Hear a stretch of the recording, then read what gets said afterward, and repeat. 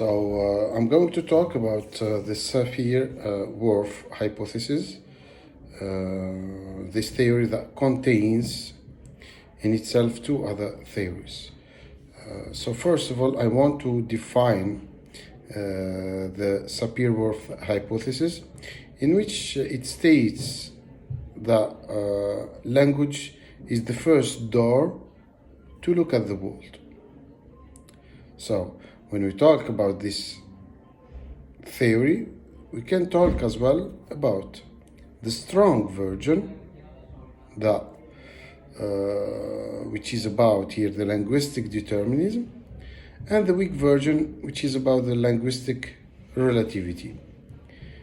The strong version, it states that the individual can see the world from the language, and that the language in which it contains here, let's say, a system or a group of thoughts. This group of thoughts, we can go through it to the world. And if we don't understand something, it means that it's because of the language, because we did not maybe understand that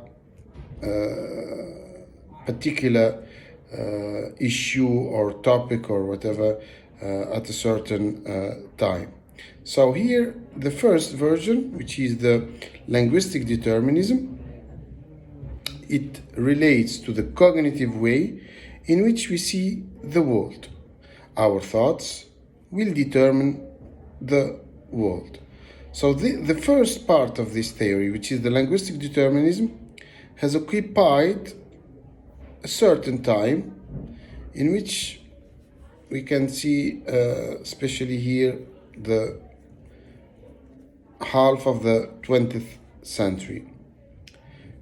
But this theory did not continue and did not still had its effect as nowadays, because nowadays we are talking about the linguistic relativity, which is the weak part of that theory. The linguistic relativity talks about the different cultures, the different languages, and mainly about the multiplicity of the languages and the cultures, as I said, and that here our understanding of the world, it's okay that it has some kind of determinism, that when we see the world, we can understand it through our thoughts, but these thoughts, they can be limited. It means here, for example, if we see some tribes in Africa or in South America or in Asia or whatever, we are going to see that they don't see the colors as some people here see them in other European countries or in other countries in the world in general. For example, let's think about the color pink. So here, in some countries, we cannot find this color, maybe here because of certain circumstances, while this could show that the language is limited, the language is ambiguous, the language is as well mysterious. So here, and this is to show that everyone can understand the world from his perspective.